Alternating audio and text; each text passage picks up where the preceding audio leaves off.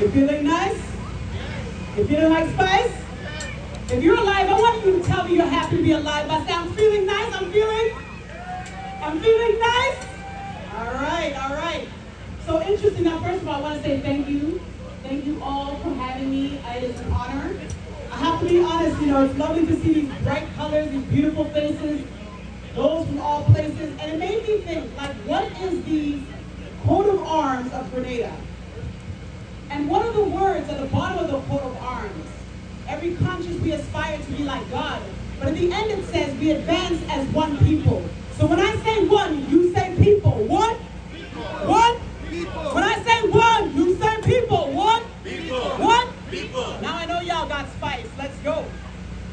So I had the opportunity to present to the family and all those who are grieving for the late Egbert Gaye, yes, Dr. King.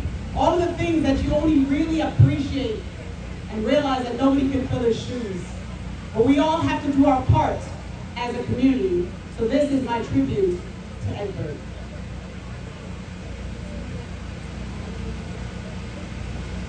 I saw the words that brought my mind to full attention. Egbert passed away. Of course, the shock. Then what? Oh no. When? How? I had just spoken to you 2 weeks before asking how to submit an obituary for a friend who just lost their mother. How are we here? This has taken me some time to grasp, and many of my friends tried to avoid telling me on that specific day, but the news got to me. All I kept thinking of you saying, don't worry your pretty little head, sugar plum. And I just breathed through it and chose to celebrate life. The good memories. The fact that you probably invented selfies before selfies was a thing.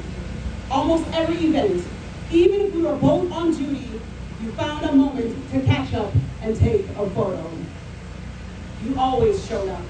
You gave us a voice, shared stories that shared the light of our community, stories that other papers would not dare to share. You gave us this space.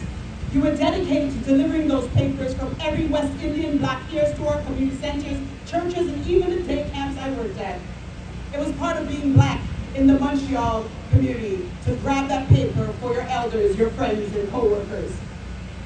I don't know how you made all the runs, but the papers were there without fail, right on time.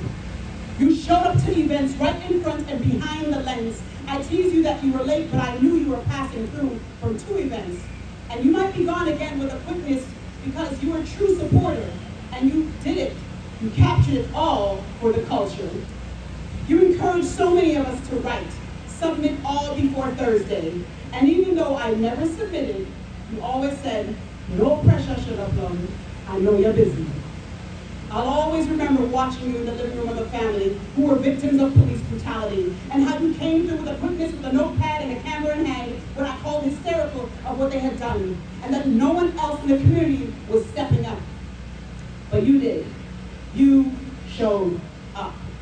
You showed up for my daughter, and I always said you were going to get her a real steel pan from Trinidad. I still chuckled at that one. You showed up with your family and always made sure to elevate and introduce them to others with pride, no matter how busy you were. You showed up for the young writers, giving them space to speak beyond the margins. So many of them shine as excellent journalists till this day. You shared my stories and events, even when I was too buried as a result of forgetting or too late to get the story in on time. And you chuckled and said, stop acting shy. Thank you. Thank you for showing up when I asked you to cover the stories of young, upcoming artists, my choir, my youth. As soon as I introduced you to someone, I could send them to the office, and you never forgot an appointment or were late on the scene. Just this year, I asked you why you refused to be highlighted and recognized as a change maker, which I always felt you deserved. You said, I haven't done anything. I am not the one who made an impact. The paper is the catalyst. And that is the one time you were firm with me. And I agreed to disagree. But nevertheless, you showed up on behalf of the community contact, the only way you would have it. Now I truly understand what you really meant and stood for. It was about showing up for the community. It was about the legacy of a village. You always showed up for Montreal, for them, for me, for us. Thank you, Egbert Gaye, for showing up with a smile, silent on your feet, but loud with your words. I miss you, Bad Bad. So long, Uncle E. May your words echo throughout time. And we can all say, he understood the assignment. Thank you very much.